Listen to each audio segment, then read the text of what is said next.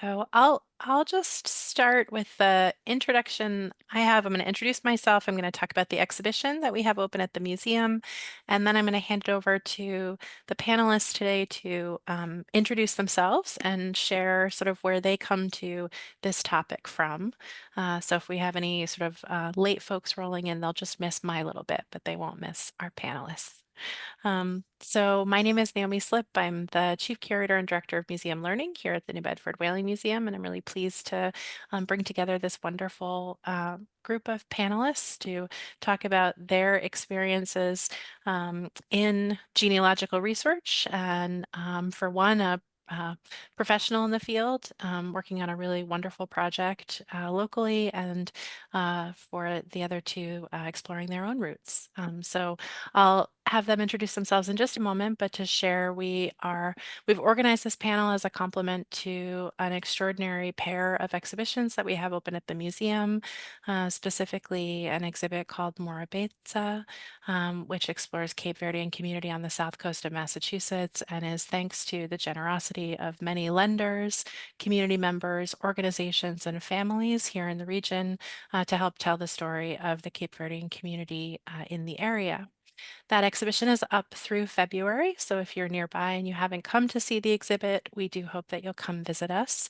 And now I will hand it over to my panelists to introduce themselves. So I'll start. Carl, would you mind starting us off, please?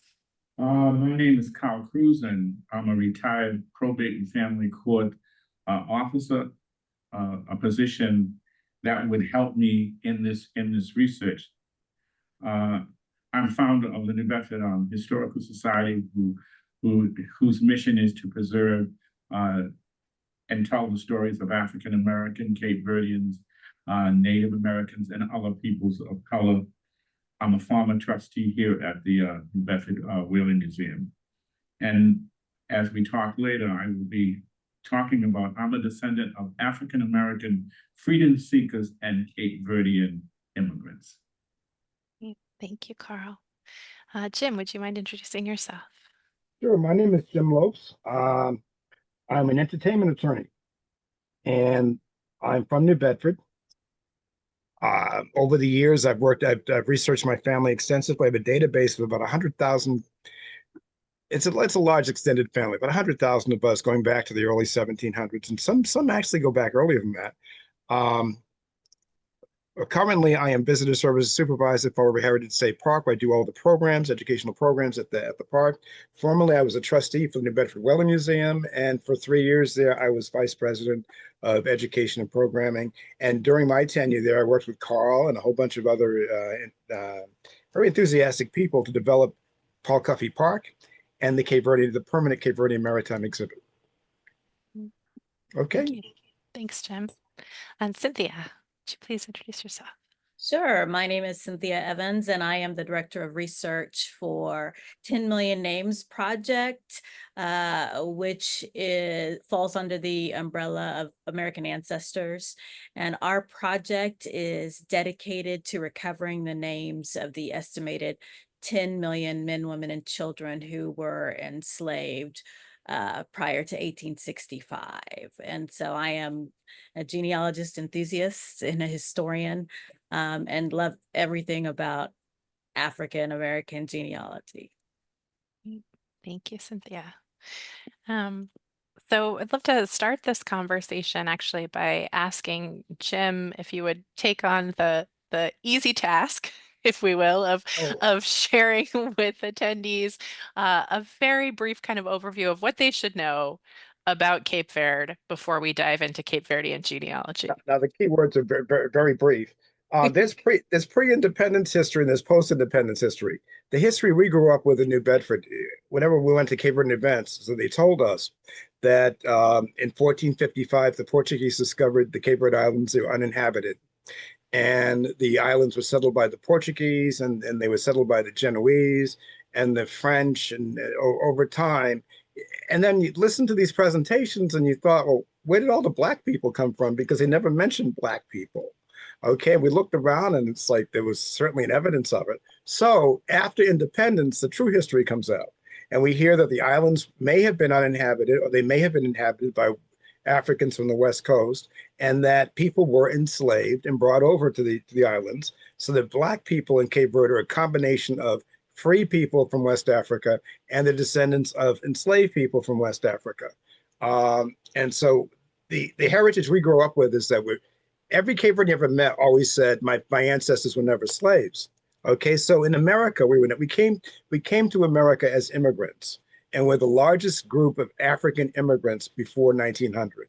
And I did say African, although we were told to identify as Portuguese. So you can see where there are lots of issues. 10 islands, okay? Very important to know what islands your ancestors are from. There are 10 islands. We'll talk about the names later on. The islands became independent in 1975.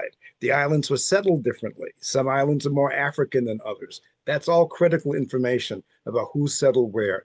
And we're all, 80% of us are racially mixed. The other 20% are either pure African or pure European.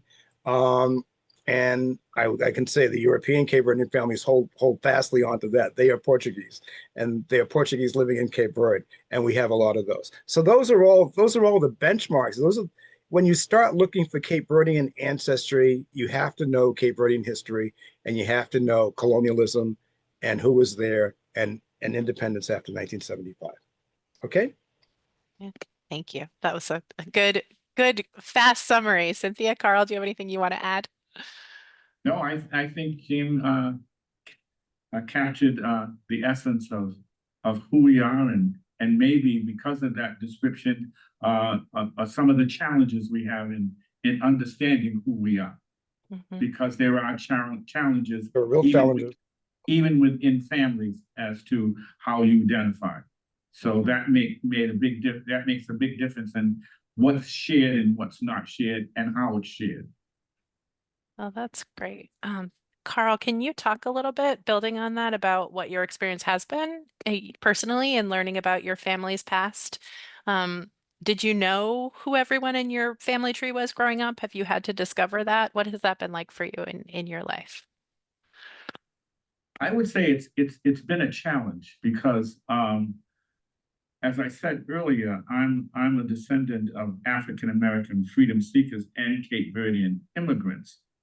So therefore, it made it difficult for me to understand early on some of my Cape Verdean history, because my grandparents, that would be my father's parents, spoke very little English.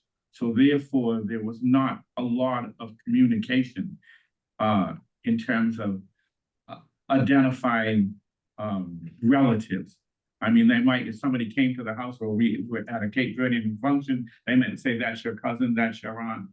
And later I would learn that in the Cape Verdean community, sometimes everybody was your cousin. So you didn't know whether who was really your cousin from a genetic standpoint versus somebody who was your cousin because the families were very close. Mm-hmm. My African American, and when I say freedom seekers, for those who may not be familiar with that term that we're using now, means that my relatives were former slaves. I knew a little more of that story because when I was about 13 years old, I was asked to unveil a monument to a relative of mine, whose name was Sergeant William H. Connie, who I would later learn was the first African American to receive the Congressional Medal of Honor during the Civil War, and was a member of the 54th Massachusetts Colored Infantry. So I didn't know a lot, although I asked my grandparents, my mother, they gave me little bits and pieces. I didn't know the whole story. So I asked a teacher through another friend if I could. We were asked to do a book report, and I said, could I do my book report on my relative, because there were no books written about him, at least that I knew of, and maybe this would be one way that I could engage my family members in telling me that story. And since that time, it has been a journey. I mean, I I became the first Cape Verdean American to receive dual citizenship in 1994. And then I ended up at the White House to talk about a freedom seeker. So it's been a journey. There's been some highs and there's been some lows. All of the, most of, I would say 95% of my grandfathers were from the Cape Verde Islands. And they were individuals who came to Massachusetts because of whaling and the maritime services. So I'll stop there and I'll add more a little later. Great. Thank you, Carl. Jim, would you mind sharing your own trajectory and sort of learning about your family history? Again, similarly, sort of what did you know as a child and how has that evolved in your journey to trace your own roots? I was blessed to have two wonderful parents with unique skills, with unique talents. My father was a collector. My father kept many scrapbooks. We gave 71 of them to the New Bedford Public Library. He also had a collection of obituaries. Every time he collected every Cape Verdean obituary he could find any source. So he had notebooks and notebooks of Cape Verdean obituaries. My mother could decipher the obituaries because my mother knew whose father, who really, she knew she could make all the connections, because if you see these obituaries, you see all these various names. My mother could connect them. Also, there's the Cape Verdean experience. Whenever you saw another Cape Verdean or met another Cape Verdean in the streets of New Bedford, your parents would say, oh, that's your cousin. This is your cousin. You can't date that one because that's your cousin. And then you started asking about that. And for me, one of the most unique things was to walk down the street with my mother and have my mother not say hello to somebody and say, well, what happened? Oh, that used to be your cousin, but they're white now. They're white now because there are parts of her family that are passing now. They're white Cape Verdeans. So anyway, so I got interested I got interested in genealogy and want to know the family tree. My father's family were immigrants from Sunny Cloud. My grandfather came over in 1914. My grandmother came over in 1921. But my mother's family, all we knew was that my mother was born in New Bedford in 1879. We just knew, we didn't know when they came back over here. So that was something I wanted to research. And it turns out my mother comes from a whaling family. Her husband, my mother's father and grandfather were both whalers. So it looks like my great grandmother arrived in New Bedford sometime around 1872. So I didn't know where to start researching this. So I went to the National Archives in New York. I was living in New York. Went to the National Archives. And after spending a frustrating hour there, the librarian came to me and asked me, what are you looking for? I said, I'm looking for my Cape Verdean family history.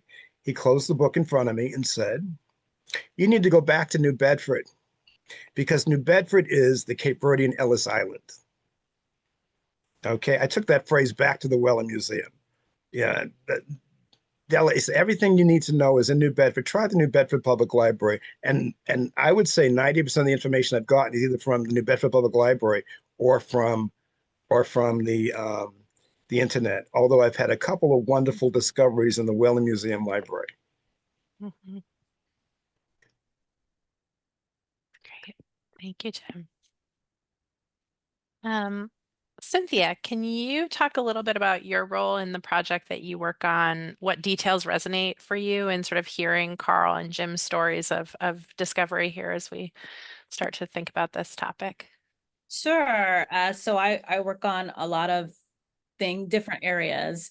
Probably my largest project is that I contribute to genealogy. So as projects come in, right now we're working on the WPA and Patriots of Color. I am specifically, and other people are working on other projects. I think what resonates most with me from what I've heard is that whole idea of talking to your family, right? And trying to get them to talk to you. I think a lot of us have that experience where my great grandmother used to talk to me about genealogy, which is how I got started in genealogy. And you know, at the age of 18, before I went off to college, went to my first archive and loved But getting the family to talk to you and realizing what you need. So what I always tell people is, it's a good thing to look at what you're looking for. So those genealogy sheets, the charts, the 8th generation, and get that information. Try to get that information without forcing them. The dates, the places, the locations, the family connections, the children of everyone, right? The aunts and uncles of everyone, so that you can hopefully be successful, be successful with doing your genealogy search. Thank you. I'd like to say that I think that's very important because when I started out, there was no Ancestry.org. There was no 23andMe. Yep. There was no family search. So to get the essence of your family, you must be able to talk to some relative, because even when you use those search engines later, you won't get the real essence of who these people are. And that's important, because each time you get a little more information, it leads you to another piece. Cynthia was just talking about the WPA. There are narratives that were done in the 30s regarding histories of the then living slaves. It was through a gentleman at the New Bedford Free Public Library, where I've been a trustee for over 30 years, by the name of Paul Sears, that found a paper that talked about a relative of mine. And this would have been Sergeant Connie's mother. And with that information, I was able to then trace back and find that she had been purchased. And in 1999, purchased meaning that her husband was able to purchase her freedom because he had left slavery through the Underground Railroad, but could not bring his family. And his story was listed in William Still's book, The Underground Railroad. But his wife and his children were left behind. So when he eventually comes to New Bedford, he then purchases, he works to purchase his wife out of slavery, which I should have said earlier. I misquoted. Was the mother of Sergeant Connie. Well, to make a long story short, I was able, through that document, seeing that there were some letters from a family in New Bedford who were helping Connie's father to raise funds to purchase her, that through those small letters, I was able to, and it overwhelmed me, to get her manumission paper from the courthouse in Portsmouth, Virginia. I had so good information from that.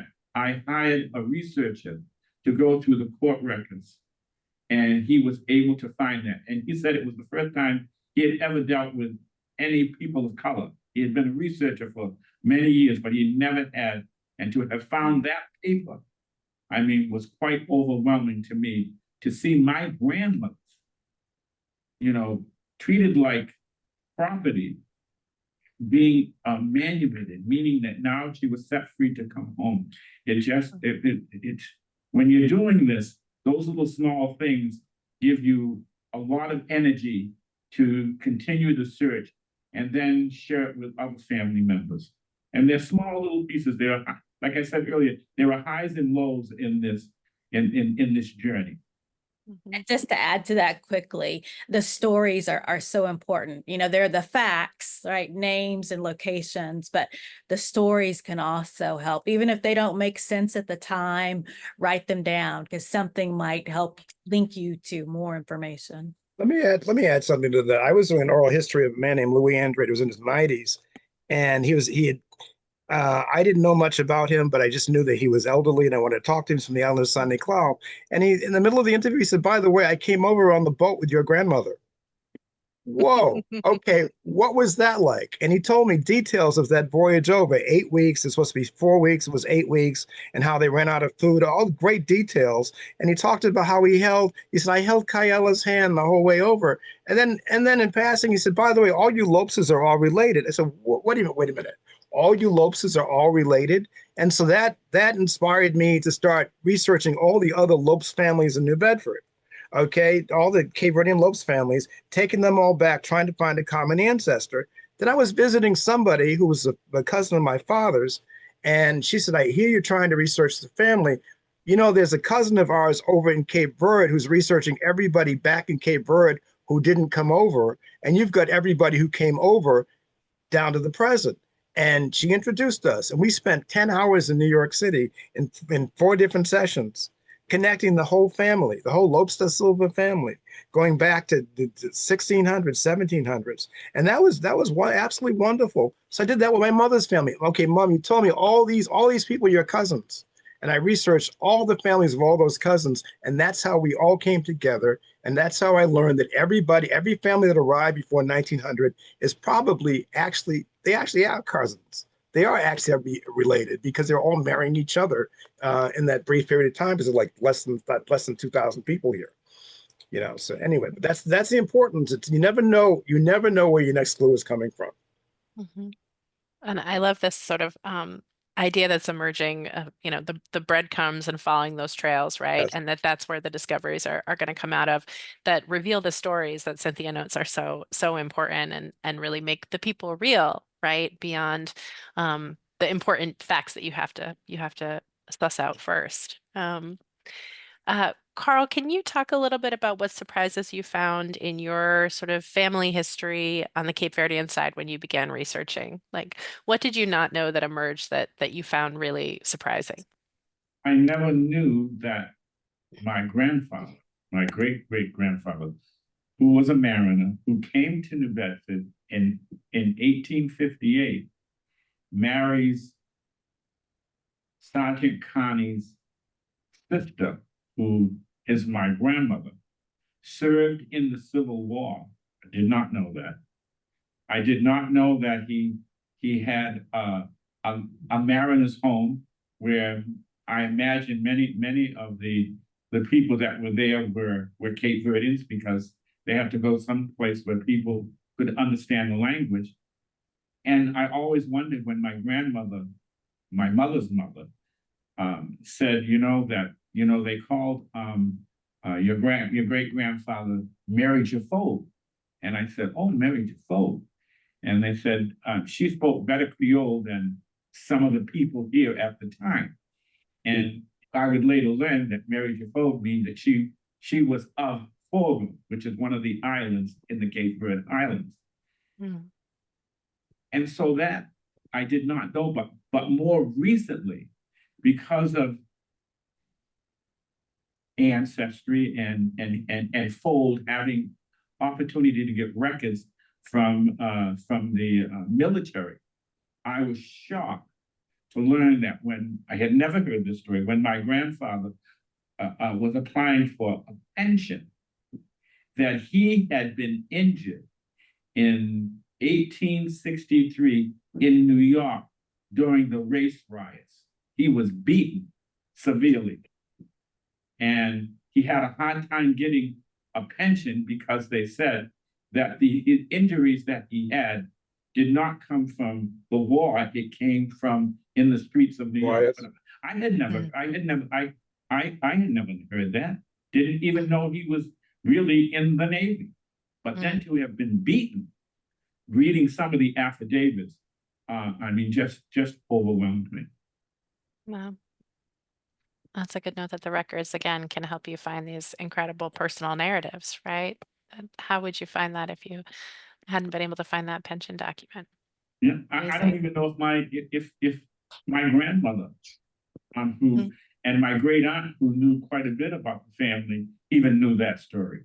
Mhm. I don't know if it was shared. Hmm. And he only shared it because times were hard, and they were looking for a pension. Mhm. And unfortunately, he never got the pension, Wow. and he died not soon after applying for that. Hmm. I mean, to see denied, denied, denied on those papers, because that's what they write on, was just, I said, I mean, I was angry. Mm-hmm. I was angry. Mm-hmm. Yeah. Jim, would you share whether there are surprises that you've found in your family history, the things that stick out for you as kind of the really unexpected twist? I had mentioned that my grandmother was born in New Bedford in the 1870s, born in 1879. Mm-hmm. And all I knew that my grandmother's husband, Hector Costa, had my mother said he used to ship out, Okay, so I didn't know the details. So we didn't we knew we had New Bedford roots, but we didn't know what they did, and we didn't assume they were whalers. So I started digging and digging. Ended up at the Whaling Museum Library. Oh, actually, before that, I wrote to the archives in Boston. I got the citizenship papers from my grandfather and great grandfather, and it turns out they were both whalers. And I went to the Whaling Museum and I looked at read the logbooks of the. It's the most amazing thing to look at a logbook and see where your grandfather, great grandfather signed on in Saint Vincent in Cape Verde. Okay. So I remember getting this information, coming home to my mother and said, Mom, you never told me that your father was a whaler and your grandfather was a whaler.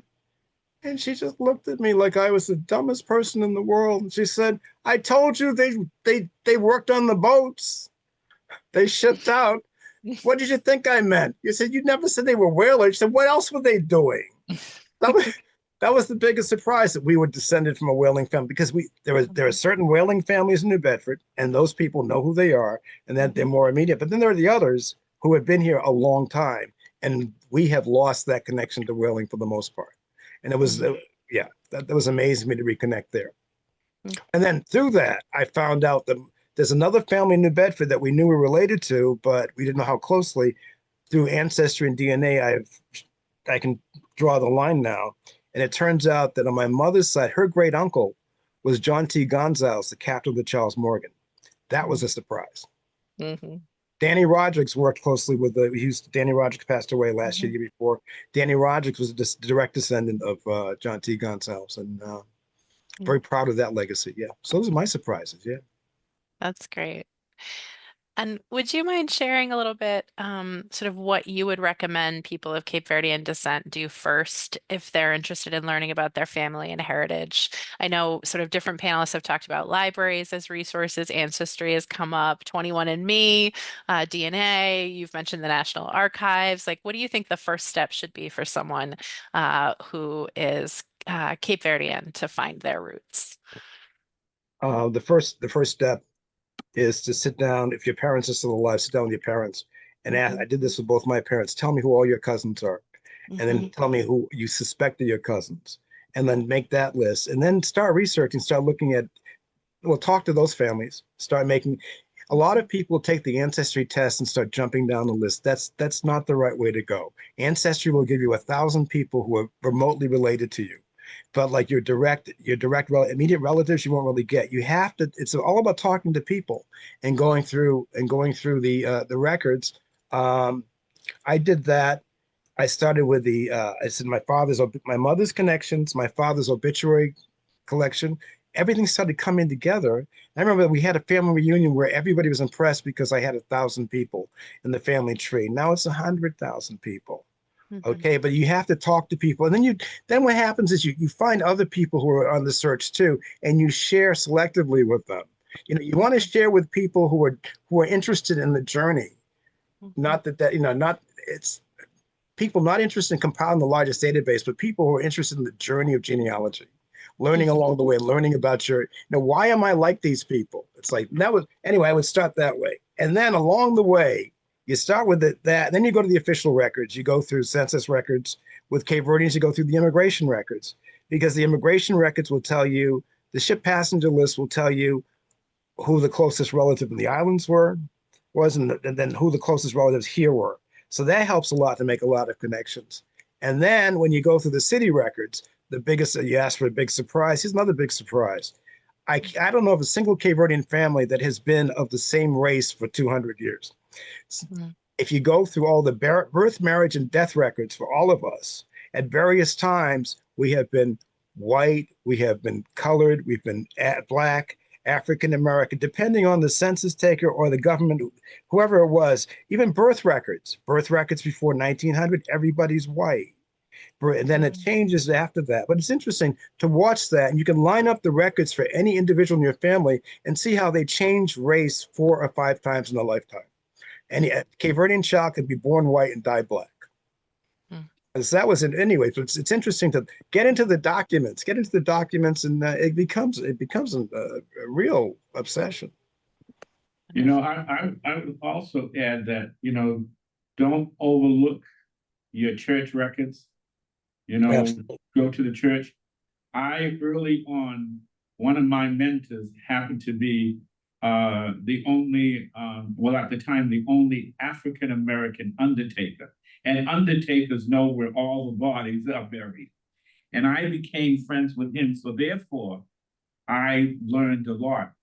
And I learned he got his early education as an undertaker from a Cape Verdean, who then ended up being a relative of mine. So I had the opportunity to have access to information, not records, because, you know, they had an obligation not to give out everything, but they could give you some of that basic information. And so that's another place I think not to overlook is the church records and an undertaker. I would just want to say one other. I learned in my family, and when you talk about surprises, that my great cousin was the first Black woman to graduate from Smith College in 1900. And that I was saddened to learn that while she was there, she was unable, when one of the Southern students came and found out she was Black, she could not stay in the dorm. So she ended up being in the dean's house, gave her a room. That shocked me. She later became the first African-American woman to receive a PhD from Yale University in English literature. I never thought that. I can remember my grandmother and my mother saying, you know, you've got to do well because you come from good start. You've got educators in your family. Little did I know at that point that that's probably what they were telling me. They didn't tell me those names, but they probably knew that.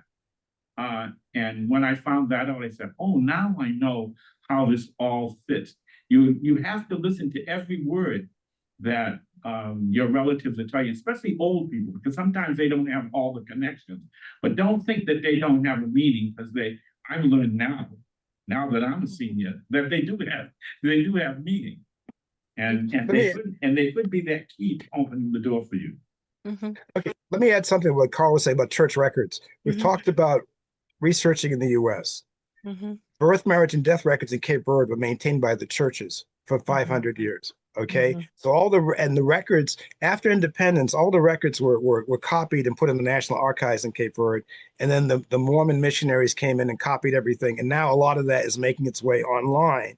But if you want to research back in Cape Verde, you have to know what island your ancestors were from and what church.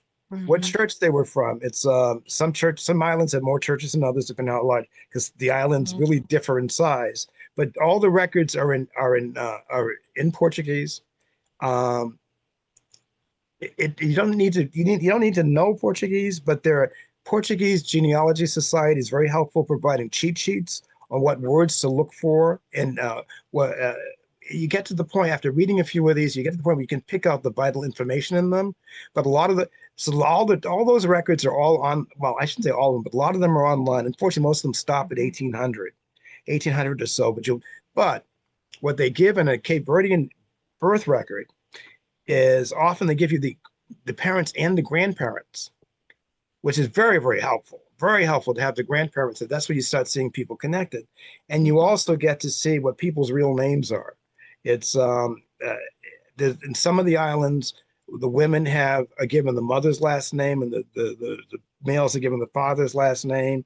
You learn traditions like that. We also wanted, Carl and I had talked about this. We also wanted to mention one of the issues when you decipher the obituaries in the U.S. is that Cape Verdeans are very fond of nicknames. And so the obituaries will often include nicknames. There are also standard Cape Verdean nicknames, like the nickname for Anton is Toy, for Constance is Tancha, it's for Catherine, it's Tekka. So people know each other like Tekka Gomes, okay? And they know Mary is BB. I don't know where these nicknames come from, but they're because I don't think they're I don't know Portuguese or Azorean people who have the same nicknames. It may be something from Cape Verde. Anyway, so we have those church records. We also have the treasure trove of immigration records, which are held by the Whaling Museum. And one of those helped me a lot with my grandmother. It was her record when she had to file with the Portuguese consulate back in 1921, and that gave me some clues to her ancestry. And in fact, it gave me her mother's last name for the first time. I had never seen that before. Wow. So there are lots of threads to follow in different directions. Thank you, Jim, for sharing some of those. Yeah. But we should also say that there are many Cape Verdeans who marry native indigenous families too. So don't overlook that. I mean, there are all of these connections that you can't overlook, and especially for those that have connections to this water again. These water words. Native Americans, many of them are by the water. So you have these transient ships coming in, and some people stay and live forever and marry within those. So don't overlook those. There were some records in Martha's Vineyard on Portuguese, but it also has Cape Verdeans early records. The genealogy, there's the genealogy with the Native Americans that was done by Pierce that has Native Americans, but there are Cape Verdeans that are infiltrated in that. So you need to think wide when you're looking for relatives. Don't take a narrow view. Be open to that. There's more to the story than you might think. Yeah, one of the things to pick up on what Carl was saying, we were talking about earlier, sort of the preponderance of Cape Verdeans in maritime trades, like longshoremen, merchant marines, like registered lightship men, those sort of occupations that I think also have their own records, right? And so that becomes an interesting place.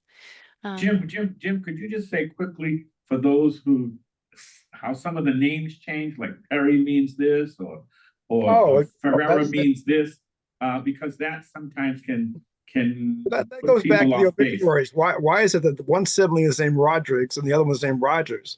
It's because the Rodriguez changed the name to Rodriguez and Rogers, and just like the Andrade changed the name to Andrade and Andrews, and the Pereiras became Perrys. There's a whole bunch of others. It's like that they're all anglicizing their names. We see a lot of two other things. It's like when I talk about the history of the islands, I didn't mention 1455. It's the time of the Inquisition in Spain and Portugal, and the Portuguese are exiling their Jews. They're sending them to the colonies, and we have many Jewish families that went to Cape Verde.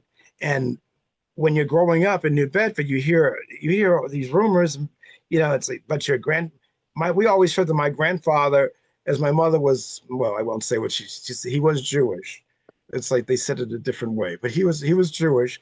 But so you hear that rumor, and also it's like, now that you're asking for surprise, one of the greatest surprises was my grandmother on my father's side was probably, well, it's color issues, she's light skinned. It's through her that we connected to an African family. On Ancestry, I have one African connection that leaps from Cape Verde to the continent of Africa. Yes, DNA says that we're Senegalese and other African countries, but it's like to the Faye family of Senegal, and I actually have communicated with Mr. Faye, one of the Fays, and he says that's one of the ruling families in Senegal. It's a common name in Senegal, and yes, of course, they were slave traders. So that was interesting, but no, there's a lot of different directions to go with this, and yeah. That's wonderful. Well, Cynthia, would you share with us all sort of what are some of the challenges in doing this work and from your sort of background and experience, what tips can you offer listeners about how to approach their research, what they could be thinking about, what maybe to keep in mind? So in general, the challenges are people who are enslaved, figuring out for people who were just referred to by a single first name, and that name may change, you know, as they are sold, it might change. But also after slavery, the fact that names for some people were kind of fluid as they were deciding, you know, what they wanted to call themselves. So there may be, you know, 1 to 2 or more name changes in trying to find your family. There is migration. There are migrations, you know, that are happening all the time, especially with free people of color. So, you know, finding your family if they're moving from one place to another. There are all sorts of challenges. There are also, you know, fires. I like to tell people, a lot of it depends upon how your family was documented and how their information survives in documentation through the centuries, right? You may, hopefully you'll be able to find your family, but you might have less information to go on in finding your family. And that could be because of a fire. That could be because, you know, your family just wasn't documented. If you're talking about an enslaved person, you know, if you don't ever find them in a probate or that probate is missing. So it's, you know, how that documentation has survived through the decades.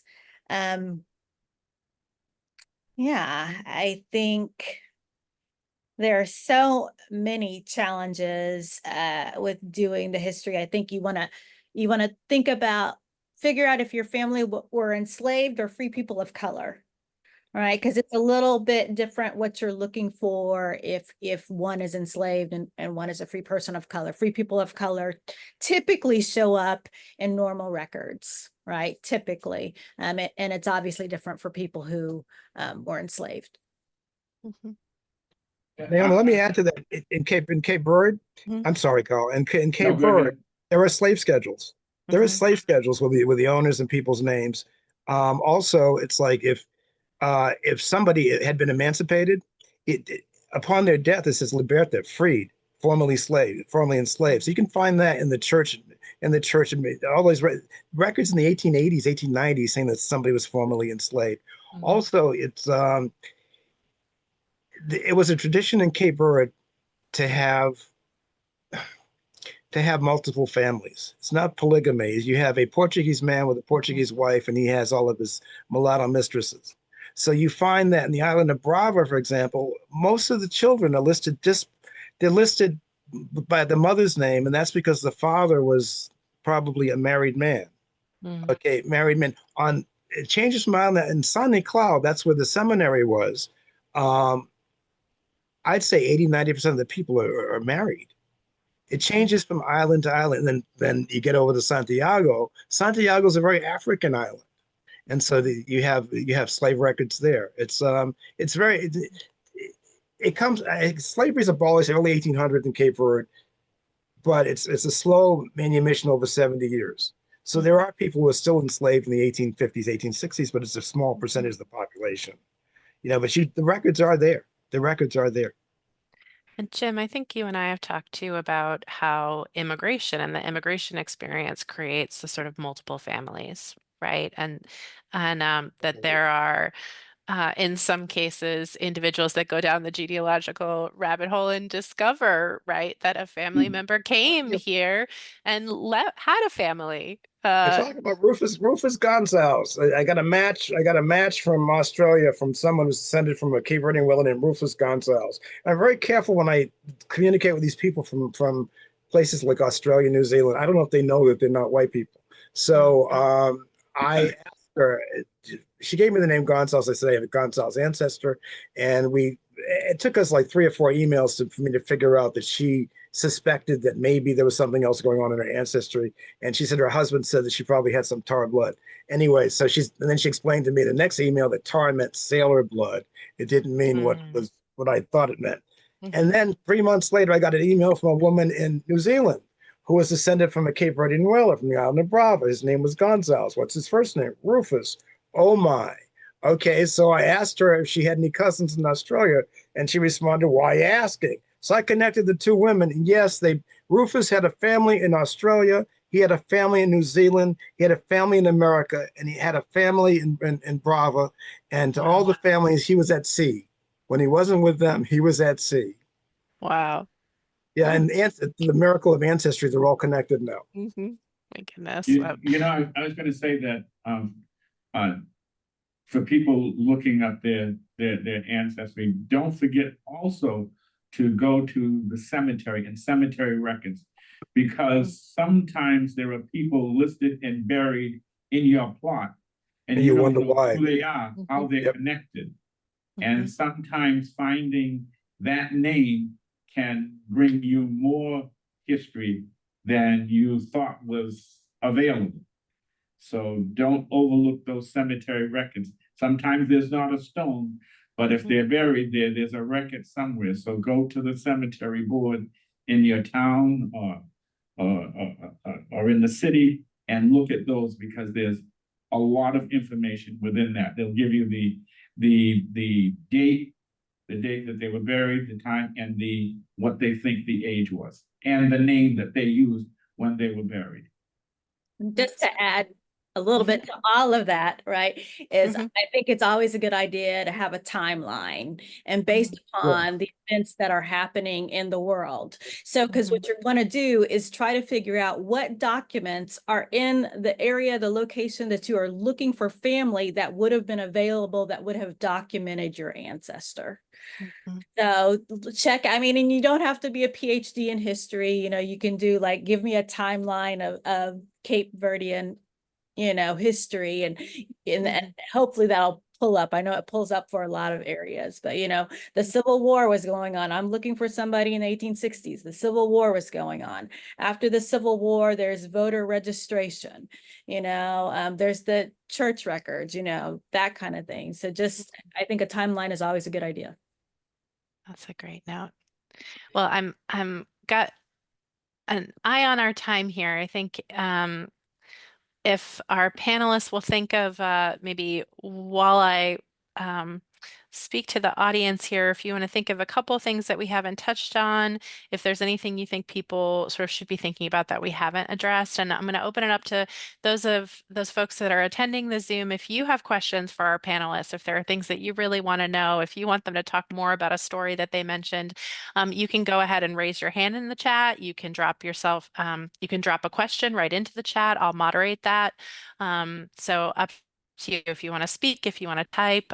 We're happy to take questions from you all at this point. And while people do that, does anyone, Cynthia, Carl, Jim, is there anything you want to share that we didn't talk about yet?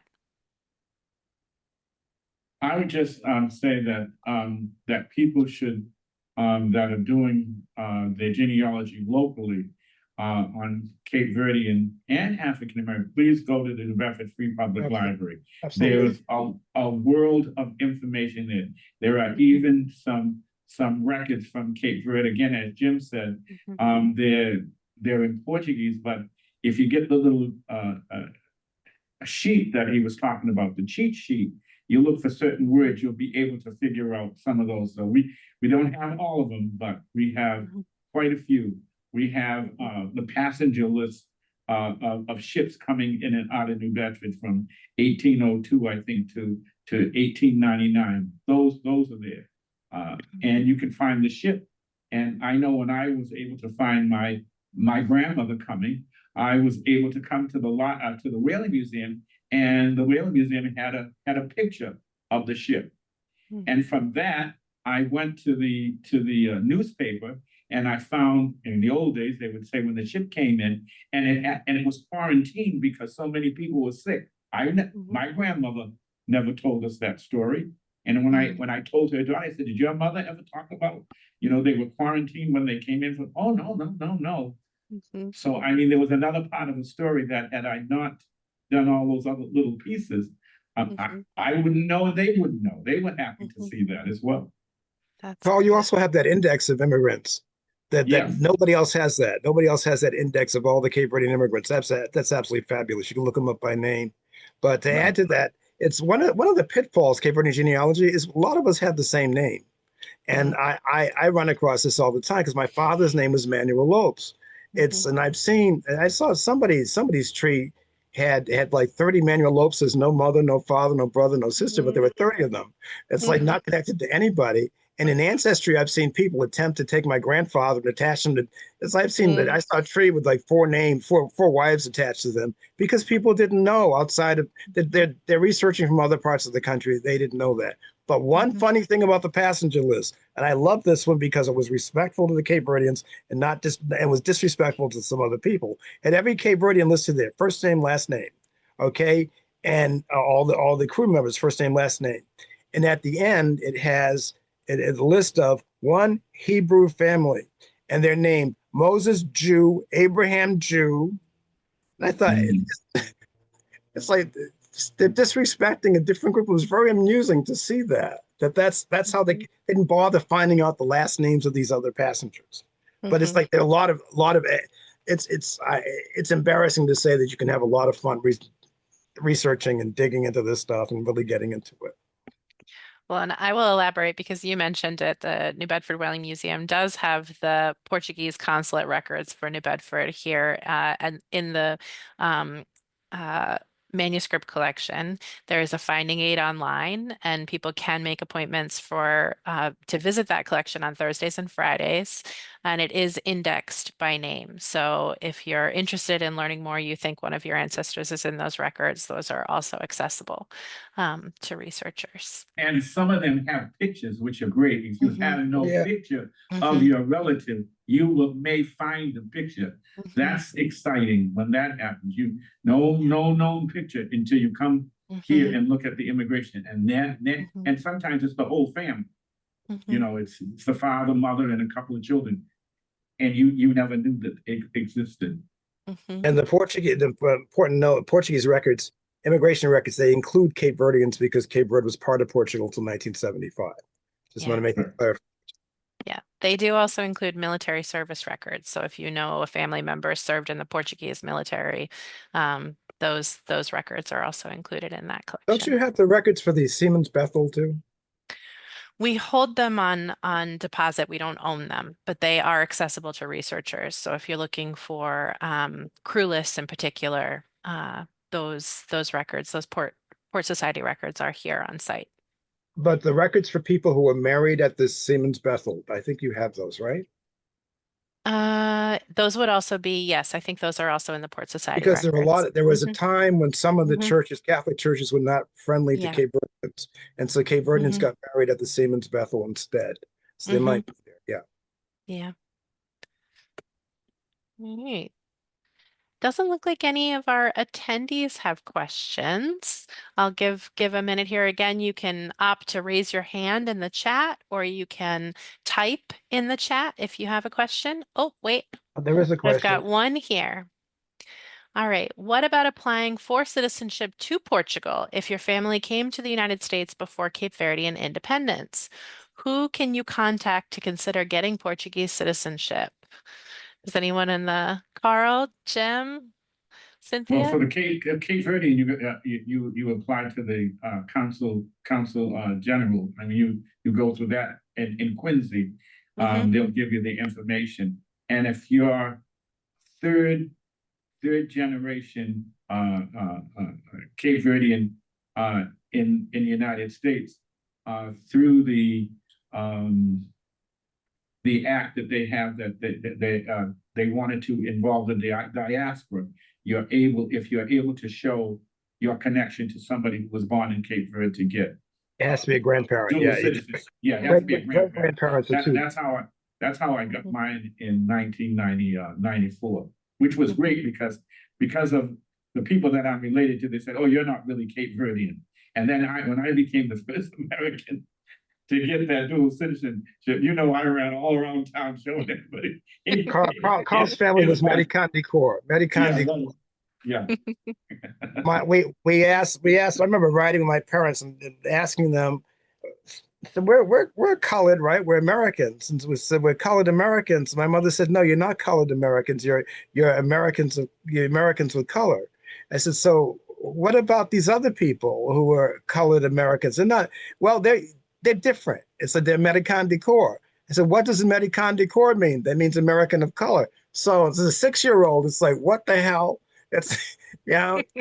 But for Portuguese citizenship, it's a more tedious process. Go through the Portuguese consulate, and I think there's a language requirement Mm. with the Portuguese. Yeah, Mhm. Thank you. but it's still your grandparents. Yeah. Great. All right. Well, it looks like we're right at the top of the hour here. I don't see any other questions coming in. Do each of you want to give one final quick note for our panelists if you have anything you want to share? Jean Montero sends a text. Great presentation by the panel. Thank you, Jean, for attending. All right, anything from each of you to take us out? Yeah. One last thing, if somebody wants to get information on their relatives that may have come on the Ernestina, they can check the records at UMass Dartmouth. There are some records there that might be able to help them with that information if they came on the Ernestina. Great. Thank you for that, Carl. Jim, Cynthia, anything you want to say to take us out here? The panelists, the attendees? Oh, well, I think it's people should remember that it's about the journey. It's a journey of learning about yourself and how you became who you are. And it's not about the size of your database or anything like that. It's not, it's about, I had no understanding. It's like, I understand my parents better now. It's like, and a lot of things they tried to explain to me, but they couldn't articulate. I understand now how all those people actually are my cousins, but they're not my cousins. That sort of stuff. But it's about the journey, and it's a fascinating trip through history. Thank you. And I would say, make sure you're talking to your oldest relatives and any Yes. relative. There typically is always a family historian, and sometimes there are people who aren't talking about it, but they know a lot of information. And even the friends of the family. I remember I got information from somebody who wasn't even a part of the family, but she had lived in the community and had married into the community. So check out all of those people. They've got great information. And once you get it, you must share it. Don't make the other relatives have to go what you went through. Make sure that I don't know. when you put it together and then share it with other family members, because that's how it'll live on and continue to be built on. Oh, and the key to connecting the Lopes de Silva family was Jean Montero's mother, Corinne Montero. She was the key between the people over there and the people here. It's like that. So like that, that was a wonderful connection to find out that there were people over there who were as interested in our family history as we were here. That's a great bridge to Corinne. And then one last thing, I totally agree with what everyone has said, because we always talk about, I think, in our communities about how that this history has not been preserved, but it really does start with us. Yes. Archives cannot do it all. They can't collect information on billions of people. And so it really does start with us. If we want our history to be saved and preserved, we have to do it. That's great. Wonderful. And we've got a couple thank yous from Janet and from Donna. Thank you. And thank you to our attendees for coming, and especially thank you to our panelists, to Carl, Jim, and Cynthia. Thank you for joining us today and sharing your stories and your wisdom. I really appreciate it. Thank you. Thank you. All right. Nice Take care, meeting you, everyone. Cynthia. Nice meeting all of you. Nice meeting Yes. you. Have Bye-bye. wonderful days, and thank you to everybody that attended on Zoom. All right. Take care.